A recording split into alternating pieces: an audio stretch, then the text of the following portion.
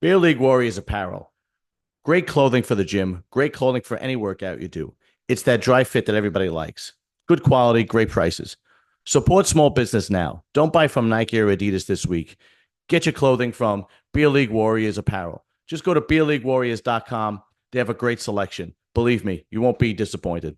All my European bodybuilders, this is a great supplement line. AmericanSups.com. That's American-SUPPS.com. They have a great lineup. Believe me, you won't be disappointed. Go to their website, use discount code SAS10. They have an extensive line of supplements and workout gear.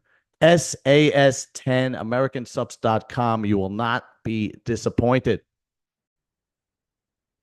Okay, John Levy here, series and selling this bodybuilding. Back with another video for you guys. Before we jump into the video, we are going to make one small announcement. We are going to be closing shop from Christmas to New Year's, Wednesday to Wednesday. If you guys don't know, I record Muscle Talk on Wednesday nights, and I have them out on Thursday mornings.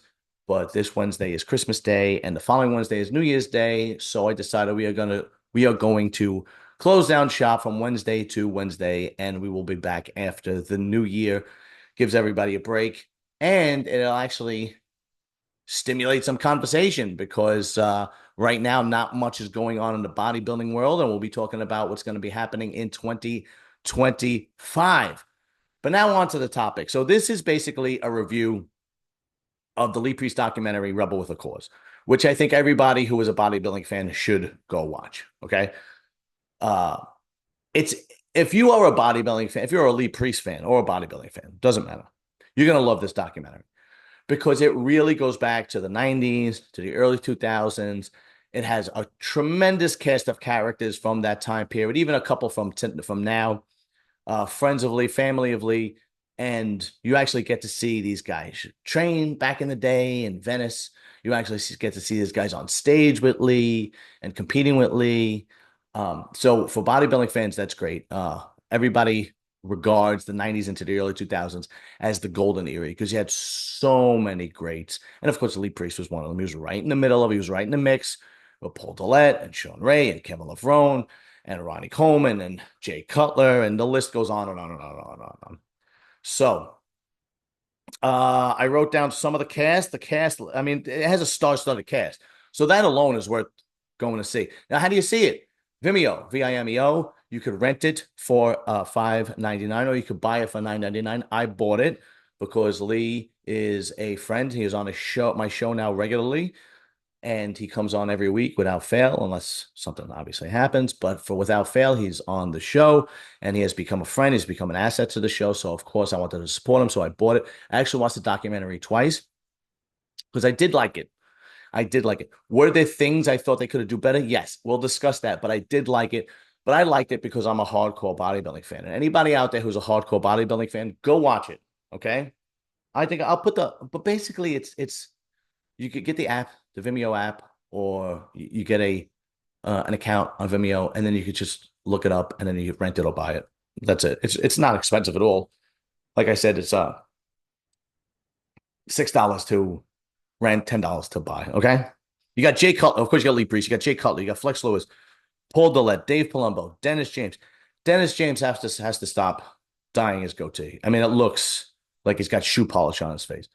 I even think he dyes his eyebrows to match. It was really, and he had a black suit on. So he looked like the Grim Reaper in this thing. But all right, whatever. Jose Raymond, Milo Sarjev, Melvin Anthony, Chris Cormier, Will Harris, James Hollingshead, Danny Hester, Ed Connors, Tony Doherty, Josh Leonardowitz, and a cast of others, a bunch of others. And of course, you get Lee's mom, who that's my favorite part.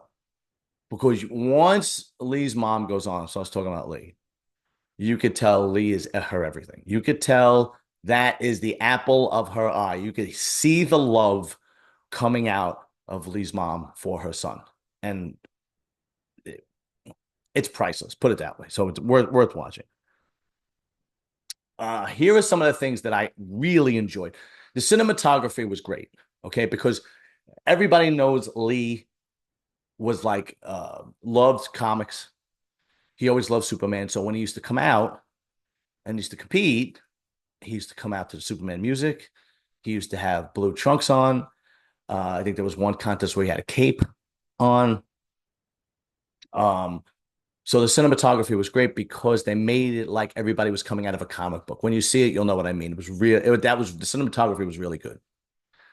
Obviously, going back to the old footage of seeing Lee and the other guys compete, and even the interviews of these guys talking about Lee, of course, it's great, right? Of course, that part is just fantastic. Getting into the controversy of Lee Priest was great because they didn't get deep enough, actually. They didn't get deep enough because they just said he was banned for the IFBB. Now, I didn't notice until recently, until I knew Lee became a friend and a regular on the show. But not only was he banned from not competing, he couldn't go to any conventions. He couldn't attend any shows. They didn't get into that. They could have gotten deeper into that. They got into why he was controversial. They got into his opinions, and they got into that he couldn't not speak up. And the things that he was saying were all good things, right? Like one of the things that he really spoke out about was prize money for every athlete that's in the Olympia, which I believe happens now, but back then didn't. Only the top, whatever, 10, I think, got it, or whatever the case would be. I don't know. But if you came in 15th and you made the Olympia, you were going home with nothing. Okay. Which I agree with. I mean, the Olympia is the Super Bowl of bodybuilding. You have to qualify to get there. It is the biggest bodybuilding. So I agree with him. There were little stupid things, like if there would be no water backstage, and he would be one to complain about water. Someone about there's no water, and I'm sure there was a host of plenty of other things that he did. But they do get into his controversy and what he said, and the fact that he didn't care about losing sponsorship money. Dave Palumbo really goes in depth about his sponsorship money, about him being controversial, about how he doesn't care about the money. As far as details for Lee, as far as bodybuilding and how it impacted him financially, Dave Palumbo probably gives the best breakdown.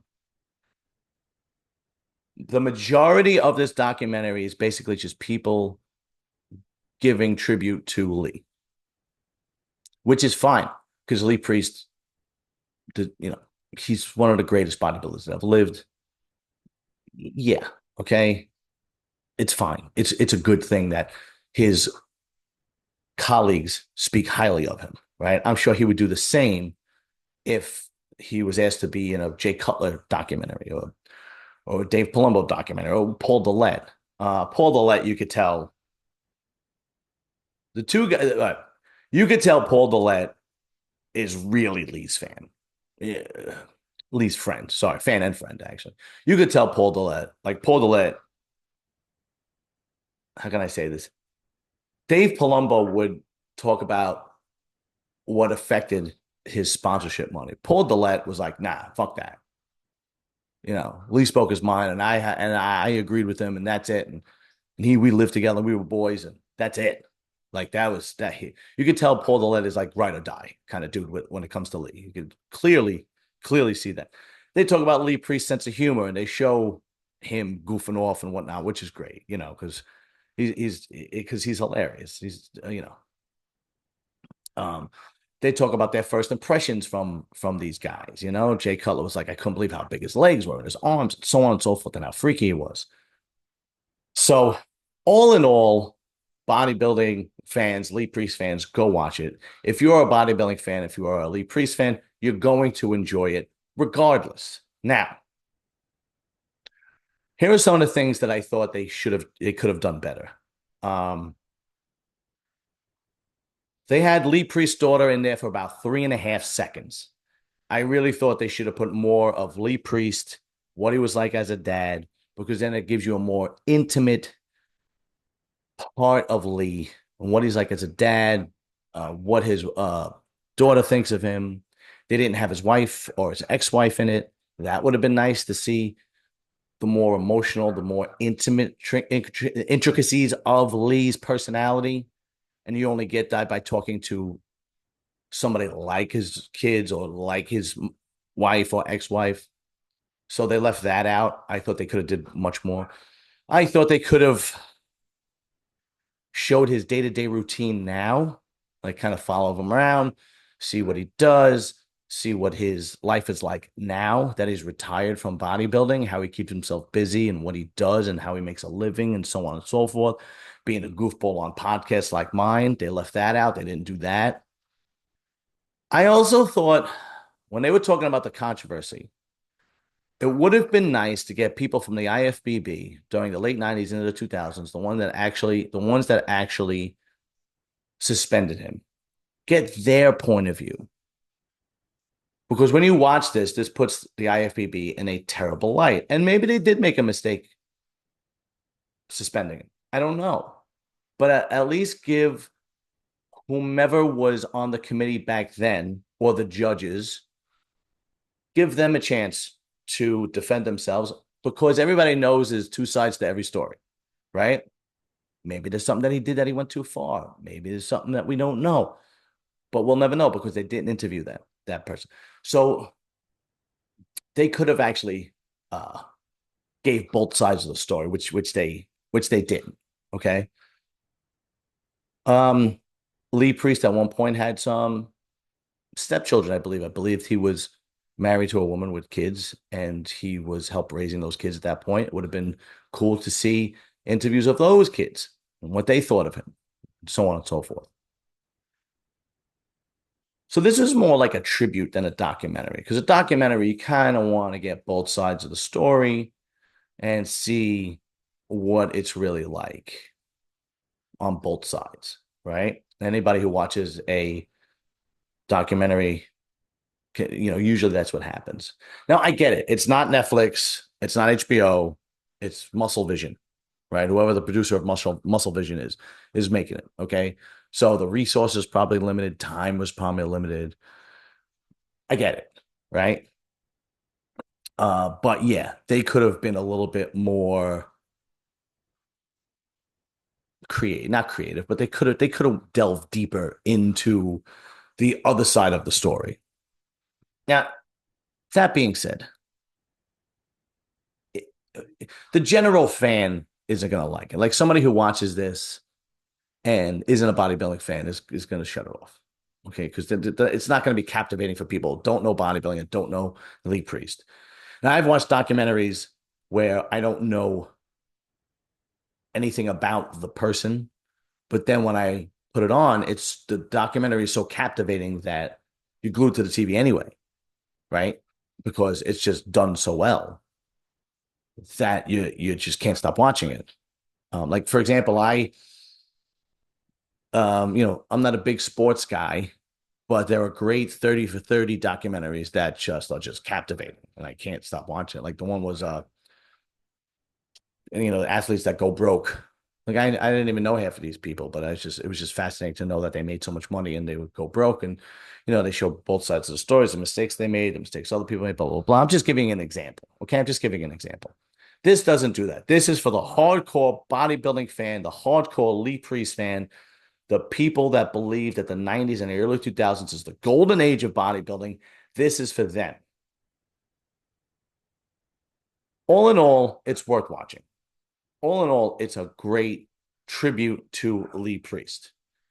And I think I said this already, but Lee Priest deserves it. Okay. He's been on the outs of the IFBB. I believe he was suspended 3 times. So he's finally getting his just due. All right. And they show a little bit of, I believe he got a plaque on Venice Beach, California. That was really cool.